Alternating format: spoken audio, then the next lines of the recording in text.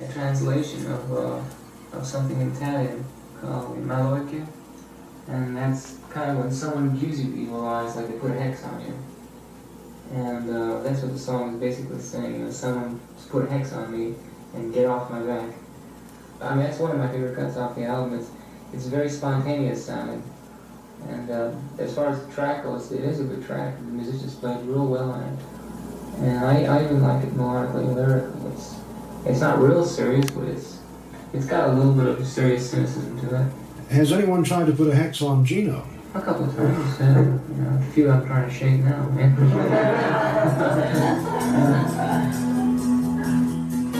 Yeah, I'm not a very superstitious person, and I don't really believe in anile spirituality.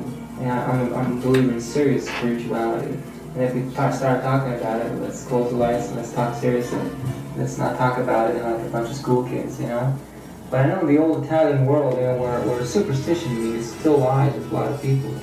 Especially like you talked about 100 years ago, where, you know, people, if the word got out in town where someone put the evil eye on someone else, it's like, well, something was going to happen to that person. And if they really believed it, something did happen to that person. You know, it was that much belief. They made it happen to themselves because they believed it so much. Yeah, it was faith healing, you know, and kind of stuff. I'm going to change the subject from Italian hexes and the evil eye to another kind of spell. The one cast by today's throbbing pleasure palaces, the discos. Since Gino's music has more funk and jazz than superstition, I'll work my way to the dance floor from his definition of jazz. The first makings of jazz is to have a feel for expression. That's number one.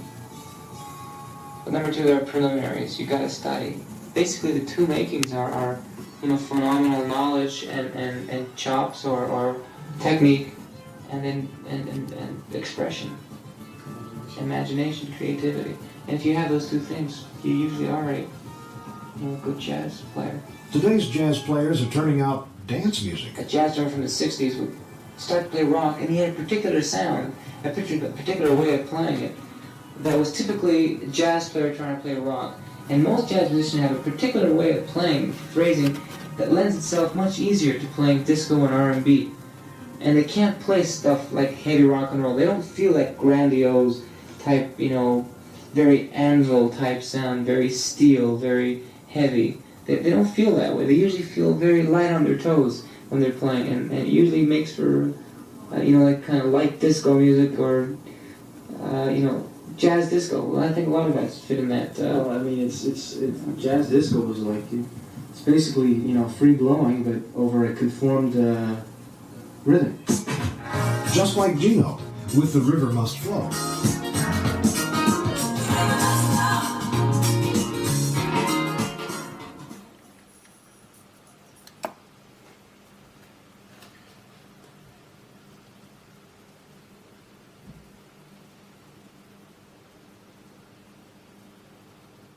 Well, the big band era, there were dance bands, you know, that had big records and that were playing like guys like Carl Lombardo and all that sold millions of records because they were dance bands. They were ballroom guys. You know, I don't think I don't root for everything. Yeah, there's still guys like Stan Kenton around that was doing his thing, you know. So it's a pretty big world out there, you know, for music. A lot of different tastes, you know. I mean, I can't say that I'm gonna, you know, read one type of book, of fiction or biography or art or, I mean, it's like, you know, there's so many different types of writers, different types of people. There's so many different types of clothes to wear that you can't say that one is perhaps even better than another. Everything has its place. I mean, in the morning you're not, you know, going to wear stuff that you wear at night and so forth, so on and so forth. And music is the same way. That's why, over the years, the Vannelli brothers have pursued so many musical avenues. One was a street in Canada. You see, they started as the Jacksonville Five in Montreal. That story's next. Joe Vannelli. We started playing our first group. Gino was 11 years old and I was 13. Yes. 1965, something like that. Gino was a drummer. Yeah. I was a keyboard. We were playing, you know, top 40 pop songs. It was kind of a weekend hobby for us because we were both in high school, and It was fun, yeah. It was, it's like, trying to be the local star, I remember playing high school when I was in 7th grade. I had a set of drums that weren't even mine, and a guitar player that I used to hang out with, and we used to play Beatles songs. And I think it must have been 1964. That's right, I was in 7th grade, and we played for the high school there, and Jesus, we must have, I don't know what we were doing. It was all guts. Anything to just be a star with the chicks in high school. It's a long way from the Jacksonville Five, as they call themselves, to Gino Vannelli's Brother to Brother album. But during that time, there has developed what can be described best as a Gino Vannelli cult. Gino knew about cult groups even when the Jacksonville Five were forming.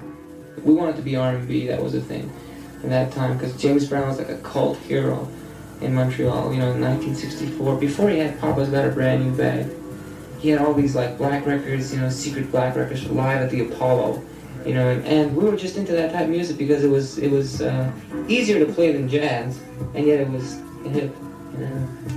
Those were the days when our friends would drive down to New York and find these little record stores, out of the way record stores, and buy these sort of underground black records that really wouldn't be selling to the masses, and we would do our own versions of them. Like all those artists we played wrote, like Wilson Pickett and Benny King and the Bar-Kays and all those, the Marquis. And it was poorly recorded, but it was hot. Yeah, it was really. It was hot on it. It was sizzling on the record. You put it on your stereo. Ross Vannelli must have heard those R&B records too. Listen to the influence in this one he wrote for Gino.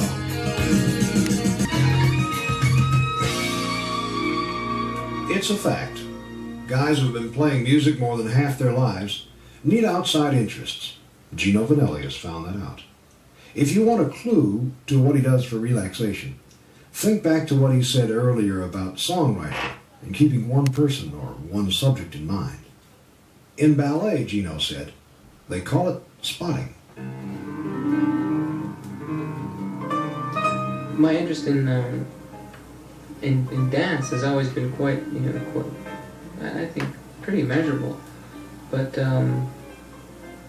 I don't think I ever had the time to ever really technically get into it and start to dissect myself as a dancer. I thought I'd been looking myself on film, and I thought I was okay, looked pretty crude, here and there, but maybe I had some kind of, appeal on stage. But I could see some kind of talent, in something, you know what I mean? And I always figured, Chad, I'd like to, go to ballet and try to at least, work at it and do it right, And maybe I'd be screwing it all up by doing it, I don't know. But it's only lately that I have started to go, and my muscles ache, and I don't want to go on stage looking like a butterfly, in the spring, but I think it's going to really strengthen my legs and my movement and give me a lot more security and make me feel a little bit more confident in my overall stance on stage. And that's what I'm hoping it'll do. There's more on the personal level from Gino, Joe, and Ross.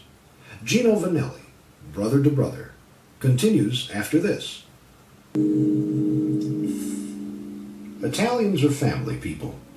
So it is for Gino Vannelli, who has written songs for his family, like Father and Son from Storm at Sunup, and People I Belong To on Brother to Brother. You might wonder if his parents insisted on music lessons. No one was forced to do anything but cut our hair. Yeah, my father was a barber. On Saturday afternoon, we'd go for a haircut. It'd be 1 o'clock, we'd get there. And he'd look at us and know as an important customer, We'd be there till 5 o'clock, 6 o'clock, sitting in the chairs, drinking Coke from that Coke machine. But he did used to cut our hair, and he still does. The people Gino Vannelli belongs to. Parents who encourage the family's young musicians. Our father was trying to educate us, musically properly with good music, and he did, because at the same time as being into guys like Eric Burdon and the Animals, and playing, there is a house in New Orleans, whatever it is, what was it called? House of the Rising Sun. We would play it, like for 18 minutes. That thing, for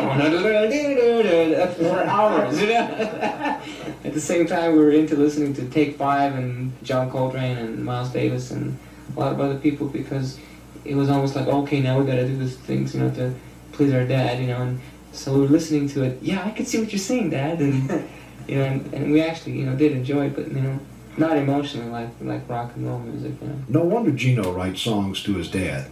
If Dad turned the kids on to those jazz players... My father came more from the big band era, where he was more into traditional stuff like Duke Ellington, and he liked Oscar Peterson, and all the real good, solid, you know, big band people and good musicians of the time.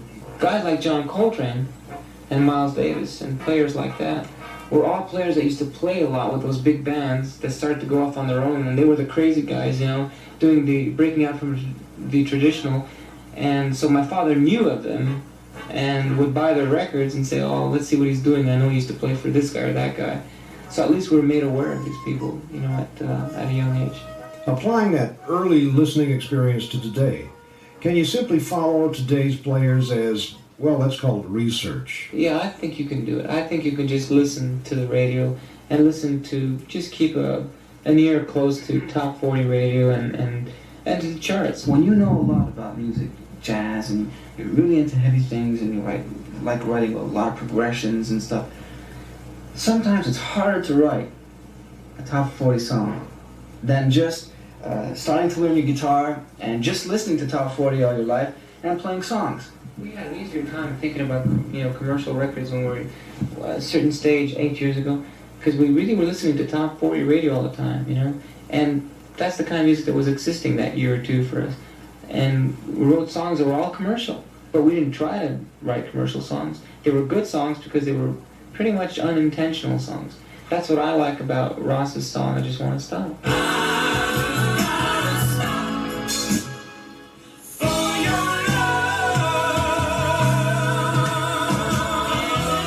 Gino Vannelli, Brother to Brother, produced by Burns Media Consultants Incorporated. George A. Burns, executive producer. This is Ed Shane. Technical direction from Jay and Paul at J West Productions in Houston, Texas.